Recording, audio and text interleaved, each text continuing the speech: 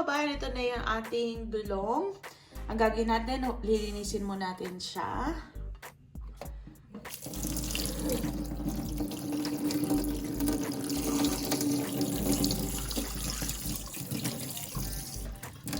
I-drain lang natin, tapos okay na.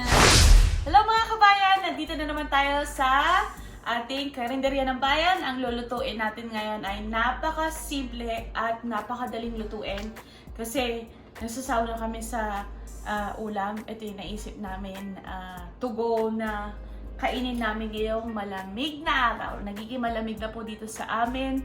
Kaya ang lulutuin po natin ngayon ay dulong or tortang dulong po. Favorite na favorite ko po ito. Nakakita po ako ng dulong. Ngayon ko lang nalaman na ang English pala ng dulong ay silverfish.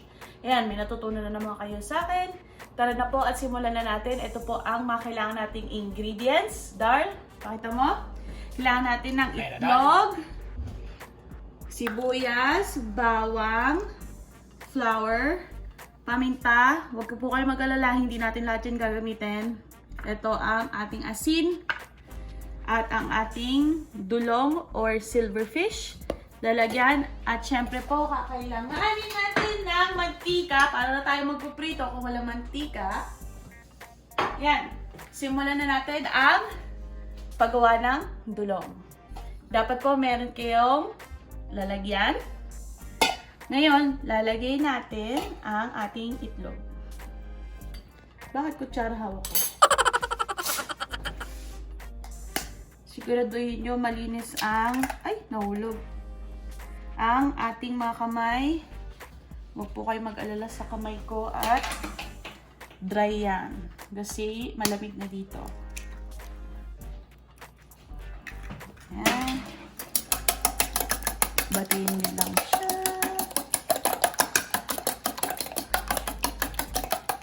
Tapos, Kasunod Bar!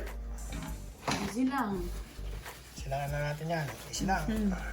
Tungguts na eh. Goods na. Bigyan natin ng asin. Asin. Oh, one more. Asin to taste. Tapos, ang ating pepper. Or paminta. Yan. Pinch of pepper. Brown pepper.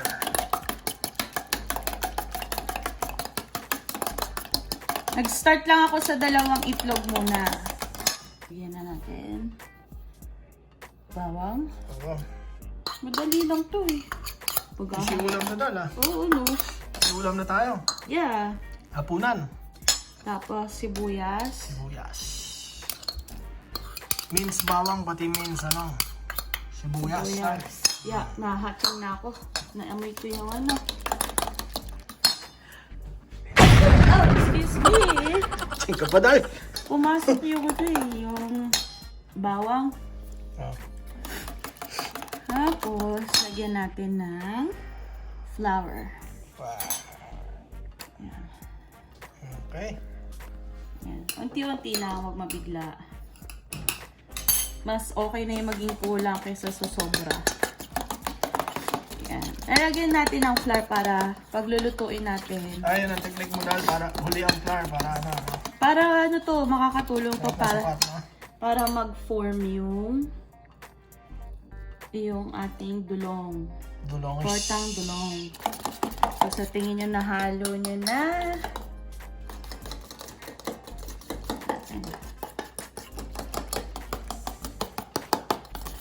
Bigyan pa natin onte. Unti-unti lang dal para tansyado, no? Oo. Pangit yung biglain mo, di nabigla ka rin. Paano kung sumobra ka? Wala na. Goodbye. Ay, naku, nahatsingan mo na ako sa paminta. Swerte yan dal. Ganyan. Ha? Swerte. Nahating na naman ako. Oh my God! Session ang mga kabayan, pumasok yung paminta. Ito na ang ating dulong. Dulongis. Pakita mo Lalagyan. Yan. Yan ang dulongis. Dulong or silverfish.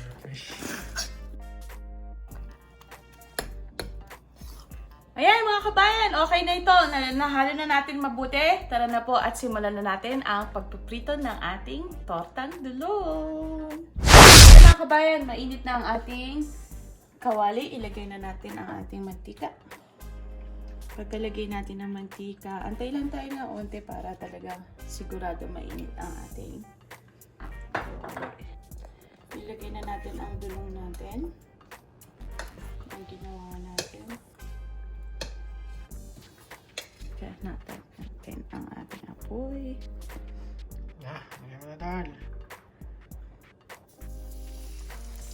Dulong ko yung bilit talaga yan dal. Tunay na masarap dal. Easy lang, hindi ko makita. Huwag yung masyadong gawin mataba para maluto. Ayan. Gawa lang tayo ng tatlo. Para cute. O, diba?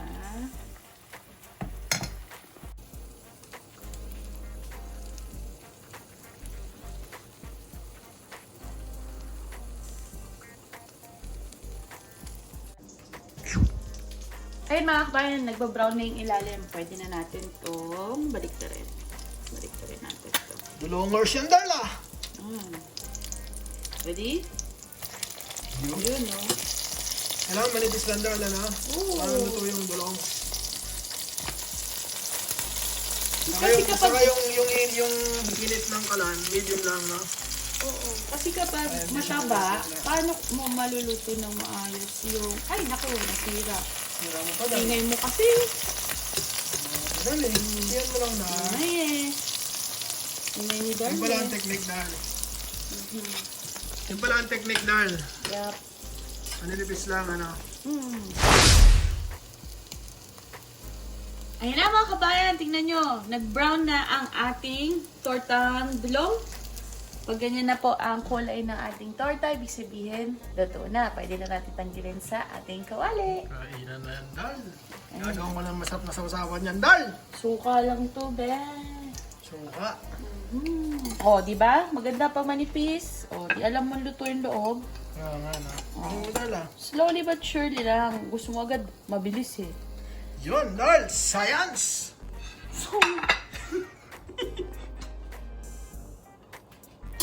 Lagyan na natin ang second set. Haluin lang po muna natin. Paligyan namin mo dyan dal. Isang ano lang, kutsara no? Sakto-sakto lang ganun kalaki. Ano lang siya kung ano? Ito lang. Dulongers. Tapos, siguro kailangan mas malaking kutsara pa. Pero okay na yan kasi kakalat. So, press-press mo lang. Dulongers.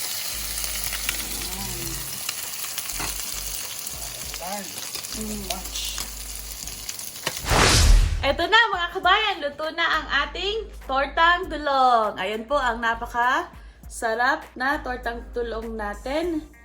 Pwede nyo tong isaw-saw sa masarap na suka. Sa mga nagustuhan ng ating niluto ngayon, huwag nyo pong kakalimutan, thumbs up. Sa mga hindi naman nagustuhan ng ginawa ko ngayon, thumbs down. Huwag nyo po kalimutan mag-subscribe at mag-like sa aming channel. Paalam!